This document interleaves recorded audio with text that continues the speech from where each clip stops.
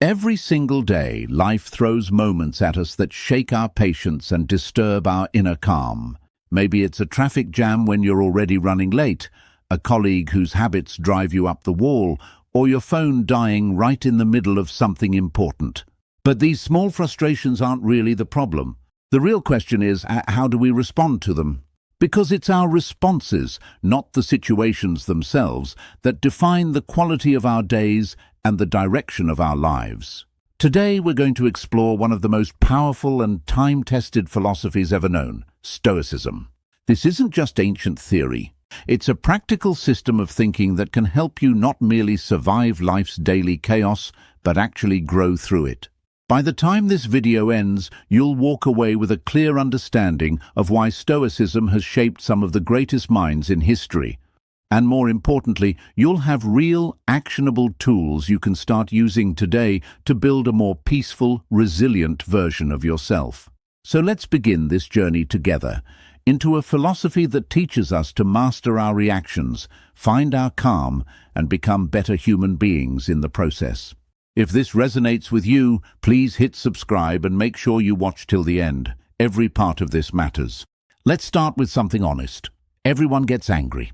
It doesn't matter how spiritual, wise, or composed a person is, anger is a fundamental part of the human experience. And that's completely okay. What Stoicism adds to this conversation is something truly powerful. You may not always be able to prevent anger from arising, but you absolutely have the ability to choose what happens next. This is where the philosophy becomes transformative. The great Stoic thinkers, Epictetus and Marcus Aurelius among them, consistently pointed out that emotions don't come from events. They come from how we judge those events. Think about that for a moment. When someone cuts you off in traffic and you feel that surge of anger, it's not actually the other driver causing it. It's your belief that your path should be clear, that other people should drive respectfully, that you shouldn't have to deal with this. The anger lives in the judgment, not the incident. Once you understand this, everything changes. You can start asking yourself in those heated moments, what assumption am I making right now? Could I be seeing this differently? This isn't about pretending you're not angry. It's about getting curious about your anger. And that curiosity is where real emotional growth begins. There's also a deeper benefit here. When we acknowledge that anger is natural for us, we naturally extend that understanding to others too. Empathy grows.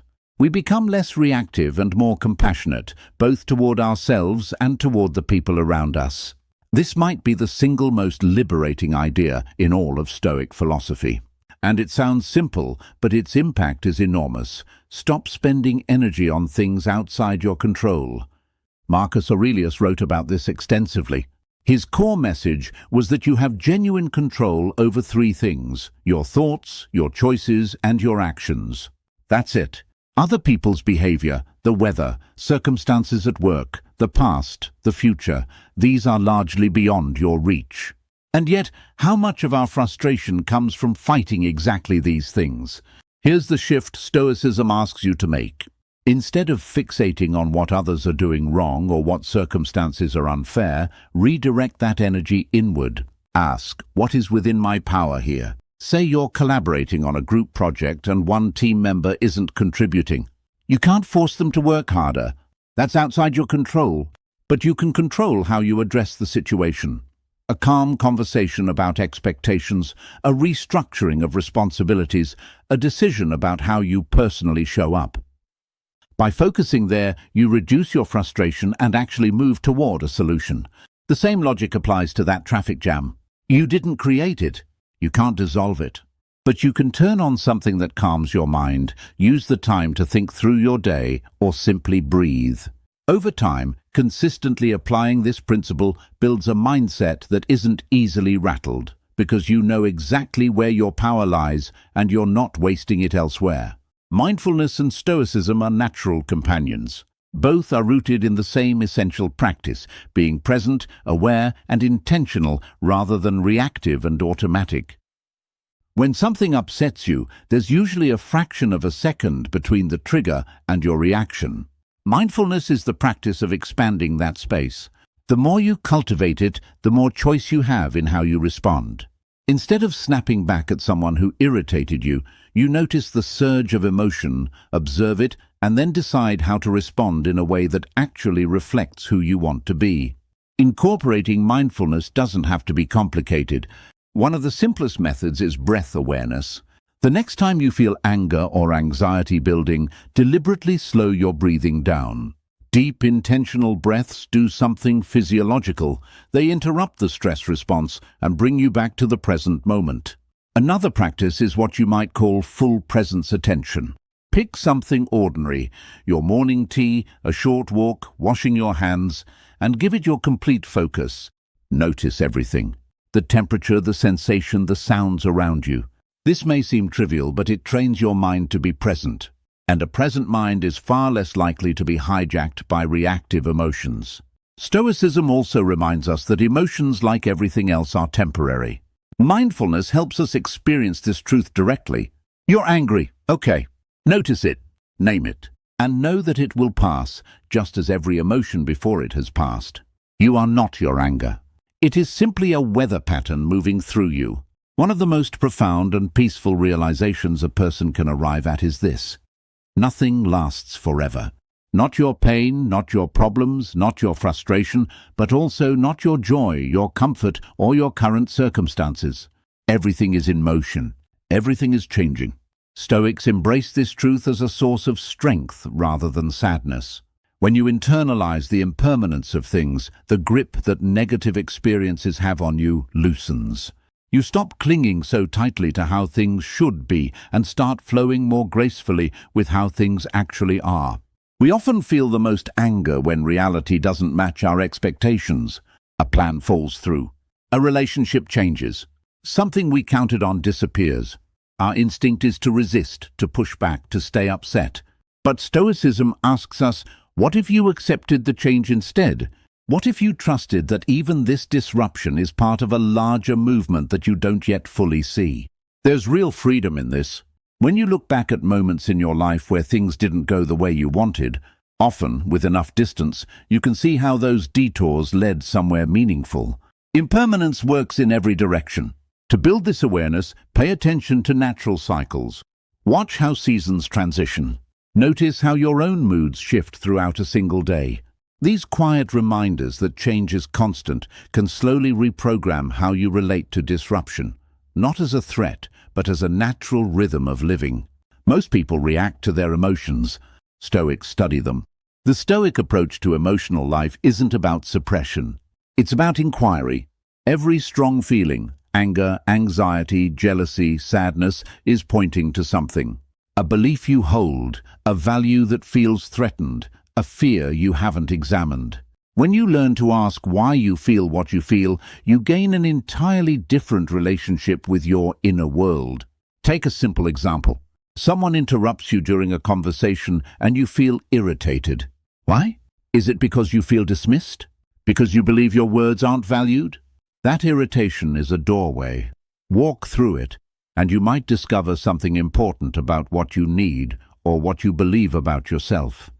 The Stoics taught that since our emotions stem from our judgments, and since our judgments can be examined and revised, we have far more emotional agency than most people realize. Ask yourself, is what I'm believing right now actually true?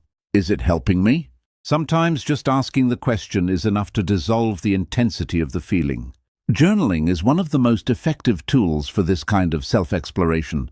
Writing out what you feel and why, without judgment, creates a kind of emotional clarity that's hard to achieve any other way. Patterns emerge.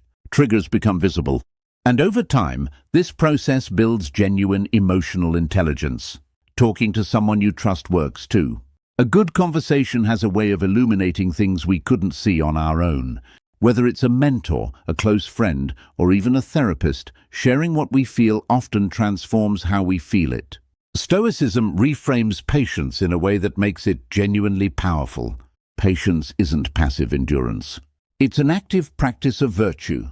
It's not just about waiting. It's about who you choose to be while you wait. Life is filled with delays, frustrations, and things that simply don't move at our preferred speed. A slow checkout line. A project that's taking longer than expected. a conversation that's testing every nerve you have. These aren't problems to be eliminated. For a Stoic, they're opportunities, moments to practice staying grounded. One practical shift is to recalibrate your expectations.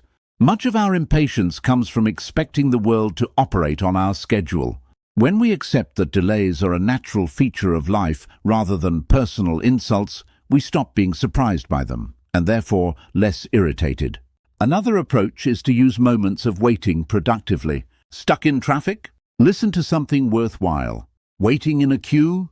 Breathe, observe, reflect. This reframes waiting from wasted time into reclaimed time. Mindfulness once again plays a crucial role here.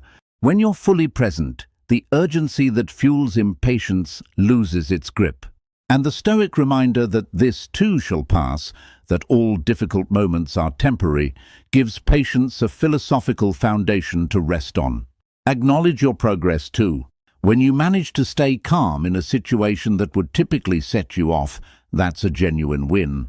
Recognize it. Celebrate it quietly. These small victories compound over time. Forgiveness might be one of the most misunderstood concepts in personal growth. It is not about excusing what someone did. It is not about pretending the harm didn't happen. It is about refusing to let someone else's past actions continue to damage your present peace of mind. In Stoic terms, carrying a grudge is allowing an external event to maintain control over your internal state. And that goes against everything Stoicism stands for. Your tranquility is yours to protect. Forgiveness is one of the ways you protect it. This requires emotional honesty. Your hurt and anger are valid. Acknowledge them fully. But then ask, how long do I want to carry this? At some point, the weight of resentment costs more than the release would. A helpful Stoic reframe is to remember that every person, including those who have hurt us, is fallible. We are fallible too. When we reflect on our own mistakes, the times we acted out of ignorance, fear, or self-interest, it becomes easier to extend some of that understanding to others. Meditation can assist in this process. Sitting quietly, focusing on the breath, and consciously directing thoughts of release towards someone you're holding anger about doesn't mean you're endorsing what they did. It means you're choosing your own peace over your grievance. And remember, forgiveness unfolds in layers. You don't have to arrive at complete peace overnight. Each small step toward letting go is meaningful. Each moment you choose not to replay the resentment is progress. Self-control is the foundation that all the other lessons rest upon. Without it, none of the others are sustainable. At its core, self-control is the ability to pause, to create space between impulse and action. That pause is where your values live. That pause is where you decide who you actually want to be, rather than who your emotions are pushing you to be. The Stoics believed that daily reflection was essential for strengthening this capacity. Each evening, take a few minutes to review your day honestly. Where did you exercise self-control well? Where did you fall short? What triggered it? This kind of reflection isn't self-criticism, it's self-knowledge. And self-knowledge is how we improve. Setting clear personal standards also helps. Decide in advance how you want to behave in certain types of situations, during arguments, under stress, when you're tired or hungry. When you've already decided, the decision doesn't have to be made in the heat of the moment. Visualization is another powerful technique. Before walking into a challenging situation, mentally rehearse yourself handling it with calm and dignity. The mind doesn't always distinguish well between vivid imagination and real experience. So this mental rehearsal actually prepares your nervous system for the real thing. The Stoics also advocated voluntary discomfort, small, deliberate challenges to build willpower, cold showers, skipping a meal occasionally, resisting a craving. Not as punishment, but as training. These small acts of discipline reinforce the belief that you are capable of more than your impulses, and that belief carries over into every area of your life. You will have setbacks. That's not failure. That's being human. What matters is that you notice them, understand them, and keep moving forward. Every act of self-control, however small, is a quiet confirmation that you are the author of your own life, not its victim. Stoicism isn't a philosophy for a perfect world. It's a philosophy built for the imperfect one we actually live in. These 8 lessons aren't meant to be mastered overnight. They're meant to be practiced, returned to, and slowly woven into how you live. Start with 1. Apply it today. And notice what begins to shift.